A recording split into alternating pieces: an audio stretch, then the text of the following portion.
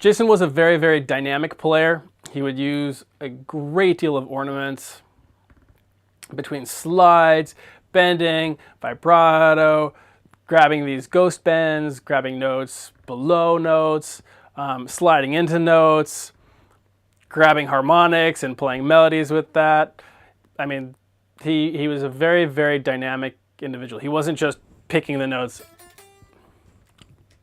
He wasn't just picking the notes. He would definitely be all over the place playing notes. So, yep, we'll definitely get to it, and we'll cover it all. Jason's right hand. What is going on with his right hand? Some debate amongst some people. Is it alternate picking? Is it economy picking? How does the guy do his thing? And the cool thing is, they're both right. He does both. Jason is a huge alternate picker, and he picks really hard, very aggressively, and it sounds great. He's also known as being kind of an arpeggio sweepy guy that does a lot of these sweeping shapes. That doesn't necessarily mean that he's going to be incorporating this into his playing at every possible chance he gets. So usually what he'll do is he will play alternate picking unless there are some specific things that he does where, for the most part, they are sweeping. And we'll cover those. But otherwise, if in doubt, alternate pick it. Jason alternate picked everything. And you can see this on classical pieces that he plays, all the way through his arpeggio sequences. He's definitely alternate picking, and he's picking really hard. A lot of those earlier amplifiers, a lot of those amps from the 80s, before solid state kind of made its way around, you had to pick really hard to get some tone out of those things, or you had to turn them up really loud, so you had to just pick really hard.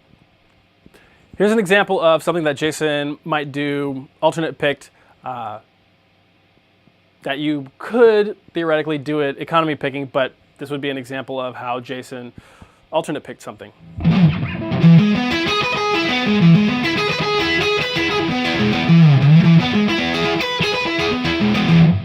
So you could easily do that using sweep picking. But Jason was all about the alternate picking. For scales, yeah, you can run both of them. You can run alternate picking as well as economy picking. So here would be an example of scale run, which is using alternate, just straight up the scale. Or faster. Or you could economy pick it, which would sound like this. A little faster. So Jason's palm muting technique. Jason's muting technique.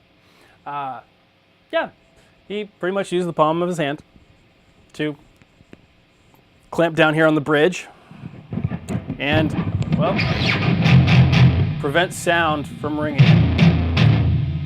So it's not as though he's playing open. So with a lot of his picking, a lot of the rhythm styles, it's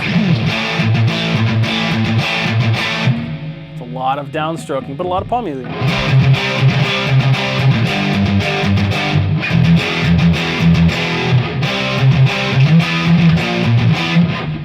Just kind of jumping around randomly with some power chords. But you should be able to tell it's not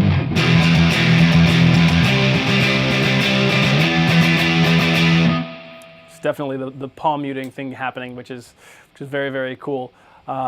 For his melody lines, for his lead lines, what he does is, for the most part, he's gonna be palm muting to some degree on his low strings, even when it sounds like it's open. He's not.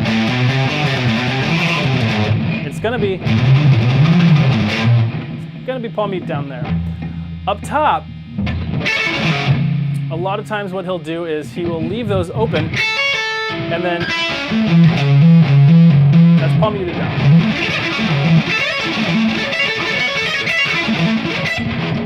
Takes a little bit of practice to kind of get it so it's not muted up top and it's muted down at the bottom. If he did palm mute up top, it would sound very, and that's not a sound that he went for. That's not something that appealed to him, so he simply didn't do that.